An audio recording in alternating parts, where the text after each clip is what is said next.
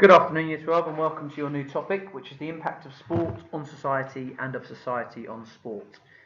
Now, throughout the lesson today, we're going to be looking at a number of key definitions and terms that you need to know for this topic, and we're going to be linking it back to the impact that these key terms have on sport and physical activity. Now, the beauty of this lesson today is, if there's any point that you do not understand, all you need to do is just press pause and listen to that clip again. Obviously, all the information that you'll need will be on the slides, so it's really important at times that you pause and you take the necessary notes. Now, as always, what the spec says is just below, and you'll notice that an understanding of some key definitions is really important. On the left hand side is some of the content we're going to be looking at today, and on the right hand side where it says additional information, these are some additional key terms that we are also going to be able to define by the end of the lesson today. Now, one key term we need to know the definition of today is society. Society is defined as an organised group of people associated for some specific purpose or with shared interests. Sport has been used to reflect a society or a country's status for many years. Take the Ashes, when England play Australia at cricket. Now, this is particularly important. Australia used to be a former colony of England, and the Australians treat this much more seriously than just any match, as a win for the Australians will signal a real shift in status, and essentially they're trying to get one over England. The second key term that we're going to need to know is socialisation. And socialisation is defined as a lifelong process where members of a society, children and adults, learn its norms, values and ideas. And socialisation can be split into primary and secondary. This was some of the additional information that was on the specification guide at the very start.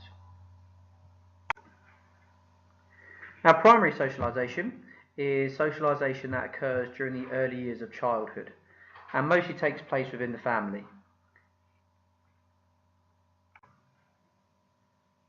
Whereas secondary socialisation is socialisation as we age and we become teenagers or adults, and family then become less involved. The process continues through schools, your friends or peers, and the media. The next key term, which is in the specification, is also this idea of social processes. And one of the key terms associated with social processes is social control. Social control is defined as regulating people's thoughts, feelings, appearance and behaviour. Now, sport and physical activity have been used for many years in order to socially control people. Also to do with social processes, another key term in our spec is social change. And social change is defined as alterations to society over time. Another key term within social processes is social issues. And this is defined as problems that are affecting people within a society. If you haven't noticed with this topic, there are obviously a lot of key terms that you need to know and understand the definition of. And the next one being social structures. These are social factors that impact the individual and their life chances.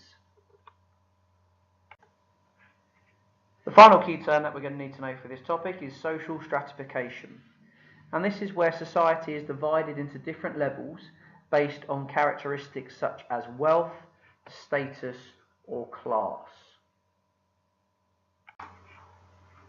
Now, society, social stratification, social change and all of the social issues that we've looked at will all have an impact on the quality of sport provision.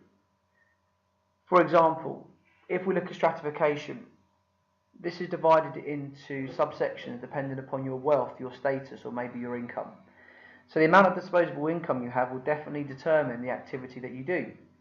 For example, if you have lots of disposable income, you're probably going to be able to afford the golf fees at a local golf club, which are quite high.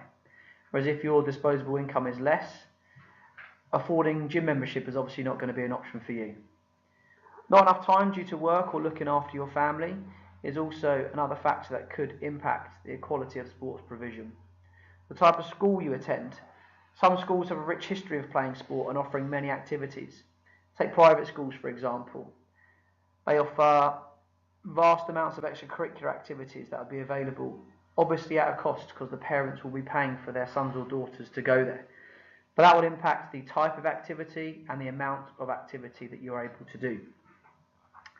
Take lower income families. People with not as much disposable income often have poor health due to the fact they're not able to exercise as much, or their lifestyle or diet choices are often poor. Working class young people are often unable to participate in sports club due to the domestic chores or a lack of time. If we look back to primary and secondary socialisation, what sports your family and friends play will obviously impact on equality and the different types of sports you may do, because you're often impacted and you'll play the sports that your mum or your dad or your guardian or your brother or your sister or your friends play. Amount of free time you have, society itself can dictate the sports that you play, and what class you are will also impact the quality of sport that is available to you. So if I were to look back at the specification, it clearly states that you must have an understanding of many of those key terms and have a link to how they would impact on the equality of sport and physical activity provision. Now what I'd like you to do is, on the screen is an exam question. I want you to read it. I want you to highlight the command words, the content words, amount of marks available, and then I'd like you to attempt to answer that question. Once you've answered it, all you need to do is continue watching the next slide where the mark scheme will be displayed. Press pause now while you have a go at answering that question. Now you've had a go at answering that question, the mark scheme is below, and there are a couple of key points. Notice that there were 3 marks up for grabs, which I think is really important.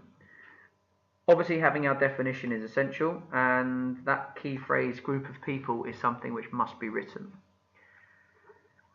I think as well this is another key example of when you need to really look at the amount of marks available, because points 1 and points 2 on the mark scheme you probably should have got, but then you might not necessarily have thought that actually explaining or defining primary and secondary will also pick you up a further mark each if you're struggling. So it is worth looking at the amount of marks available and thinking where you might pick up marks for that particular question. Okay, this is now your second exam question I'd like you to look at.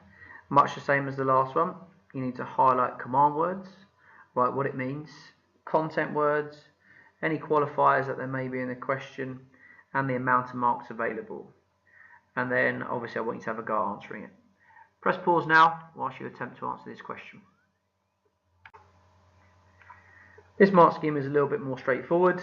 2 clear definitions of each key term is all you will need to pick up 2 marks that are possibly available for this particular question. Again, make sure your understanding and your definitions are very clear in your own heads to enable you to pick up the full 2 marks for this particular question. And this is now your third question to do with this particular topic. Highlight command words, write what it means, content words, any qualifiers, and also highlight the amount of marks available. Press pause whilst you attempt to answer this question. Once again, much like the previous question, clear definitions which are well explained will enable you to pick up the 2 marks that are possibly up for grabs here. If we were to cast our mind back to the specification, it makes direct reference to a clear understanding of these definitions. So I think typical questions are obviously going to reflect this. So make sure you are aware of the definitions and they are very, very clear in your head.